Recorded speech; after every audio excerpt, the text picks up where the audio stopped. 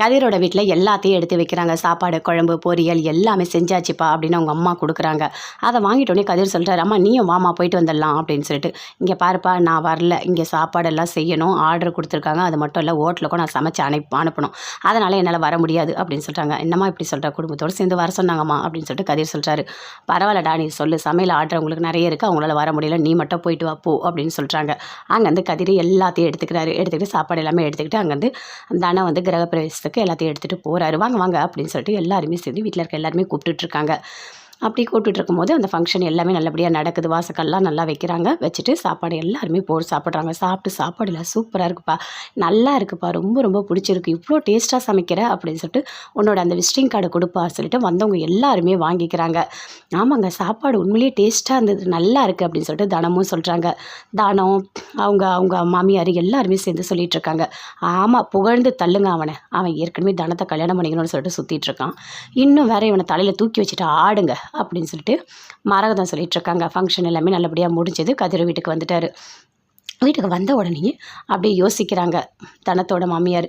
தனத்துக்கு எப்படி அது கல்யாணம் பண்ணி வைக்கணும், அவன் நல்லா இருக்கணும் அப்படின்னு சொல்லிட்டு பயங்கரமாக அப்படியே யோசிச்சுட்ருக்காங்க. அப்படியே போகிறாங்க, அவங்க பையனோட ஃபோட்டோவை பார்த்து பேசுகிறாங்க. இங்கே பாருப்பா, உன் பொண்டாட்டிக்கு நான் கல்யாணம் பண்ணி வைக்கணும்னு நினைக்கிறேன், ஏன்னா அவ்வளோ நல்லா இருக்கணும், உனக்கு ஒன்று தெரியுமா, வீடை கட்டிட்டா இன்னும் கொஞ்சம் நல்லா வீட்டு வேலையும் முடிஞ்சிடும். அடுத்தது சௌந்தர்யாவுக்கும் கல்யாணம் பண்ணி வச்சுட்டா, ஷாலினியும் ஒரு நல்ல வேலைக்கு போகிறா, எல்லாருமே நல்லா தான் இருக்காங்க. ஆனால் அவள் மட்டும் உன்னையே நினச்சிட்டு ரொம்ப கஷ்டப்பட்டுட்டு இருக்கா.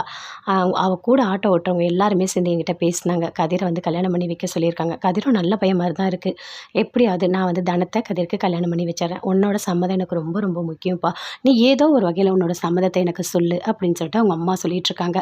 அங்கே நின்றுட்டே இருக்காங்க. ஃபோட்டோ வேண்டாம், அப்போ ஃபோட்டோ மேலே அந்த ரோஜா பூ அப்படியே கீழே விழுது, அதை எடுத்து பார்க்குறாங்க. என்னப்பா உனக்கு சம்மதமா, அது எனக்கு போதும்ப்பா, உன் சம்மதம் தான் எனக்கு முக்கியம், ஏன்னா உன் பொண்டாட்டிக்கு நாங்கள் கல்யாணம் பண்ணி வைக்க போகிறோம், அவள் நல்லா இருக்கணும், ஏன்னா என்ன மாதிரி அவள் கஷ்டப்படக்கூடாது. நான் வந்து அவர் என்னை விட்டுட்டு போகும்போது நீங்கள் 4 பேர் இருந்தீங்க, நீ கொஞ்சம் பெரியவனாக இருந்த, எல்லாமே நீ பார்த்துக்கிட்ட, அதனால் எனக்கு பரவாயில்ல. ஆனால் என்னோட நிலமை அவளுக்கு வரக்கூடாது, அவள் சின்ன பொண்ணு, குழந்தைங்க கூட இல்லை, அவளோட வாழ்க்கையை நான் அழிச்சிடவே கூடாது.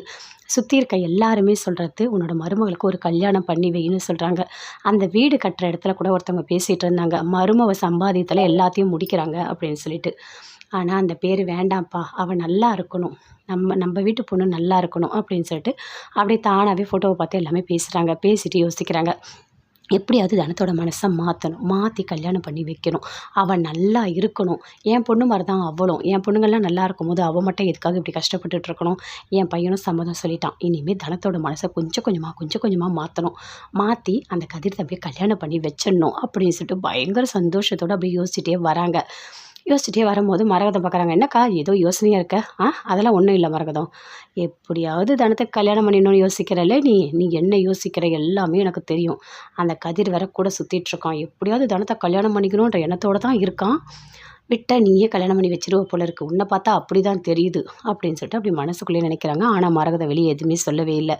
நான் கண்டிப்பாக தனத்துக்கு கல்யாணம் பண்ணி வைப்பேன், அந்த கதிரை நல்லா இருக்கணும் என் மருமக அப்படின்னு சொல்லிட்டு இன்னொரு பக்கம் தனத்தோட மாமியார் தனத்தை பற்றி யோசிக்கிறாங்க.